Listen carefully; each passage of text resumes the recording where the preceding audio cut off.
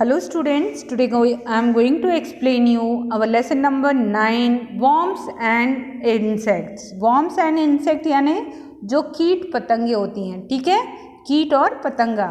We find many kinds of insect. There are some more than 1 million species of insect in the world.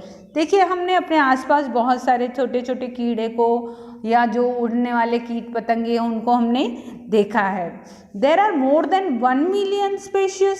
1 million species यानी 10 लाख से भी ज़्यादा अलग अलग तरीके के कीड़े मकोड़े इस पूरी दुनिया में हैं. An insect comes into existence with an end. एक कीड़ा कब पैदा होता है? जब वहाँ पर मतलब जब उसके अंडे होंगे. This egg hatches into larva. और वो अंडे पहले किस में बदलते हैं? लार्वा में. Then which grows bigger and insect come into beam. तब वो धीरे धीरे लार्वा बड़ा होता है और फिर वो लार्वा बाद में जाके वो कीड़ा बन जाता है. ठीक है. द एग जैसे कि हमारे एग्स देखो, हमारे जैसे बर्ड्स जो होती हैं वो अंडे देती हैं, ठीक उसी तरीके से जो वॉर्म्स और इंसेक्ट होते हैं इनके भी एग्स होते हैं, इनके भी अंडे होते हैं. और फिर ये जब अंडे टूटते हैं तो इनमें से लार्वा निकलते हैं. ठीक है. लार्वा यानी बहुत छोटे छोटे कीड़े होते हैं एकदम. आपने पानी वगैरह में देखा है ना, सब लोग बोलते हैं कि मछली है छोटी सी, तो वो होते हैं लार्वा. और जब वो बड़े होते हैं तो फिर वो लार्वा जाके आपके इंसेक्ट बन जाते हैं. Now see the different types of insects here. Grasshopper, cockroach, butterfly and okay. Insect get their name because their bodies are in section. Insect किसी मतलब उसको इंसेक्ट नेम क्यों दिया गया? इंसेक्ट नेम उसको इसलिए दिया गया क्योंकि उसकी बॉडी, उसका जो शरीर है वो अलग अलग पार्ट में सेक्शन दिया हुआ है, अलग अलग पार्ट में डिवाइड है ना. All adult insect have 3 body parts. देखिए कोई भी बड़ा कीड़ा जो होता है, लाइक आपका कॉकरोच है या ग्रासहॉपर है, जो एकदम बड़े कीड़े होते हैं, इनकी बॉडी के 3 पार्ट्स होते हैं. And these are head, thorax, abdomen. Okay.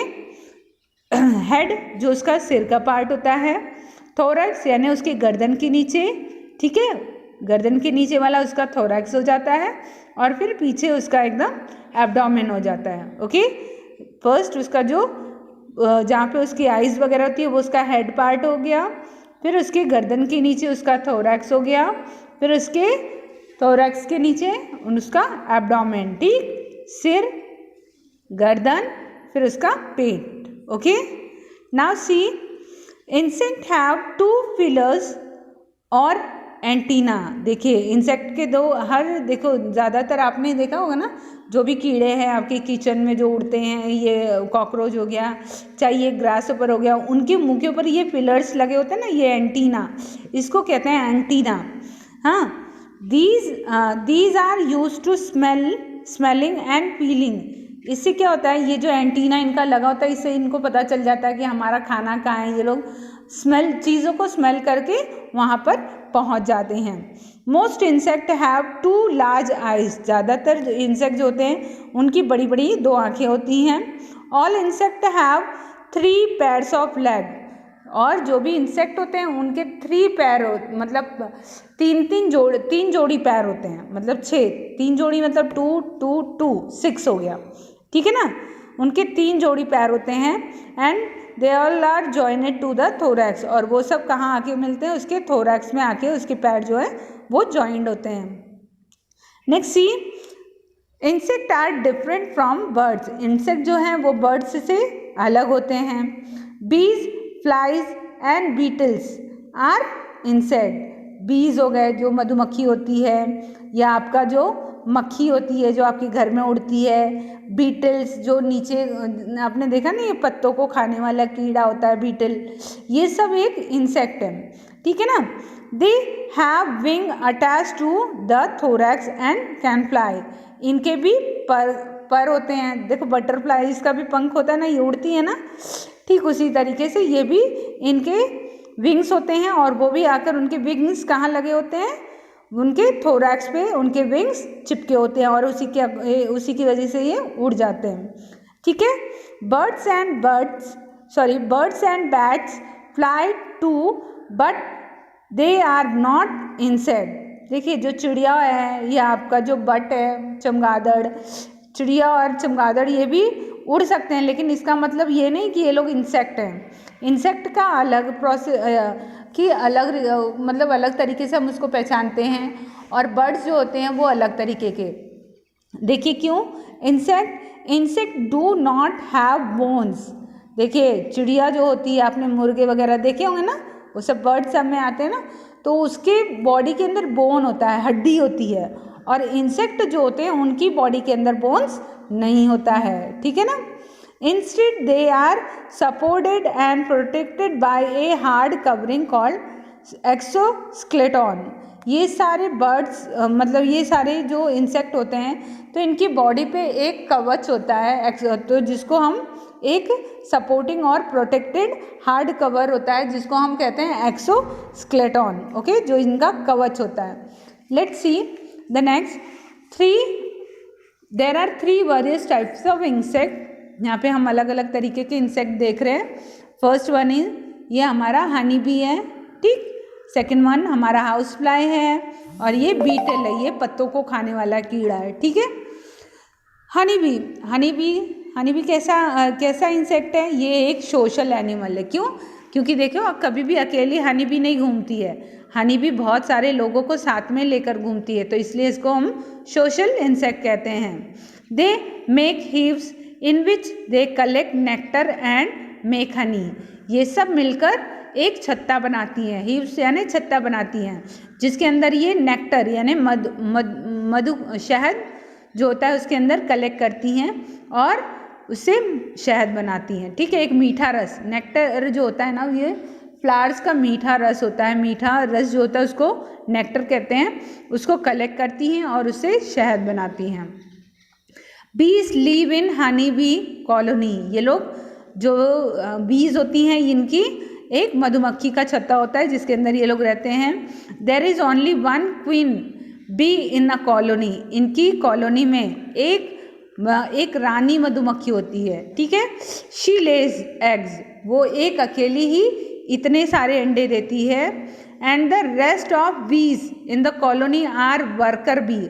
और जो एक रानी मधुमक्खी होती है वो अंडे दे देती है और जो बाकी जो बची होती हैं वो वर्कर होती हैं, वो उस अंडों को लाके प्रोटेक्ट करना, उनके लिए खाना कलेक्ट करना और उनका डिपेंड करना, मतलब उनको प्रोटेक्ट कैसे करें, उनको डिपेंड करके रखें, किसी से बचा के कैसे रखना है, ये सारा काम जो है वर्कर बीज करती हैं। ठीक है। They collect food and depend the colony. वो लोग इन अंडों के लिए वो सबके लिए खाना, जो वर्कर बीज होती हैं वो वर्कर बीज सबके लिए खाना इकट्ठा करती हैं और सबके रक्षा करती हैं। Now house fly feed on the human and animal food and waste material. देखिए जो भी ये जो हाउस फ्लाई है, मक्खी जो घर में आपके उड़ती है, बहुत ही गंदी होती है ये किसी भी खाने पे बैठ जाती है या कहीं बाहर कोई गंदा नाला वगैरह बह रहा है उसके अंदर कोई गंदगी है तो ये उसके ऊपर भी जाके बैठ जाती है। ठीक है ना। और फिर उस नाली में से बैठ के आई, फिर आपका खाना है उसके ऊपर बैठ गई तो क्या होगा, जितने नाली में के जर्म्स होंगे वो सब आपके खाने के ऊपर आके चले आएंगे और फिर आपका खाना एकदम गंदा हो जाएगा, पॉइजनस हो सकता है। ठीक है ना। तो house fly feed on human and animal food. House fly जो है वो इंसान का खाना और जानवरों का खाना खाती है और ये वेस्ट मटेरियल जो होते हैं उससे भी अपना खाना लेती है। They pick up germs on their hairy leg when they sit on the dirt and garbage. जब भी ये गंदगी पे या कहीं कूड़े पे बैठती हैं तो वहाँ के वो जर्म्स होते हैं, उन जर्म्स को ये अपने बालों वाले, देखो इसके पैर में बाल लगे हैं ना, उस बालों वाले पैरों में वो सारे जर्म्स जो होते हैं वो चिपक जाते हैं। And when they sit on the and then they sit on food, और उसके बाद आके वो खाने पे बैठेंगी। If we eat this food, अगर हम ऐसा खाना खाते हैं, वी विल फॉल सिक, तो हम क्या हो जाएंगे, बीमार हो जाएंगे। ओके। नाउ एंट, इसलिए हमको जो भी बाज़ार में खुली चीज़ें होती है ना, जैसे उसके ऊपर चाट वगैरह बिकता है, पकौड़ी बिकती है, तो उसके ऊपर मक्खियाँ बैठती रहती हैं, मिठाइयाँ हैं, तो जिसके ऊपर मक्खी बैठती है वो खाना हमको बिल्कुल नहीं खाना है, वो इन्फेक्टेड फूड होता है, ठीक है। Now ants are most hard working insect, सबसे हार्ड वर्किंग इंसेक्ट जो है वो एंट्स होती हैं। दे लिव इन ग्रुप, ये सब एक साथ रहती हैं, ग्रुप में रहती हैं। They have wing when they are born but shed them as they grow, जब ये पैदा होती है तो इनके ऊपर जो रहता है वो पंख लगे होते हैं। आपने देखा है बरसात वगैरह में, बारिश के मौसम में जब कभी मतलब दिन में शाम को कभी कभी ऐसे होते हैं ना, ढेर सारे वो उड़ते हैं, क्या कहते हैं उसको, जो कीड़े उड़ते नहीं हैं, वो कीड़े उड़ते हैं, तो वो होते हैं एंट होती हैं, वो न्यू बॉर्न एंट होती है। वो नए नए जो मतलब जो नई बड़े चींटे जो होते हैं जब पैदा होते हैं तो उनके ऊपर विंग्स लगे होते हैं, और वो विंग्स जब ये बड़े हो जाते हैं, पूरे ग्रो हो जाते हैं, तो जो इनकी ये पंख होते हैं ये अपने आप गिर जाते हैं। मोस्ट एंट ईट एवरीथिंग, ज़्यादातर जो इंसेक्ट होती हैं, ये एंट होती है, वो सब कुछ खा लेती है, ठीक है।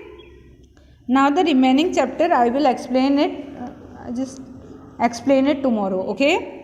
Read this chapter properly, okay. Learn read it 5 times, okay, and learn. If you are not understand anything, any point, then ask me, okay. Bye.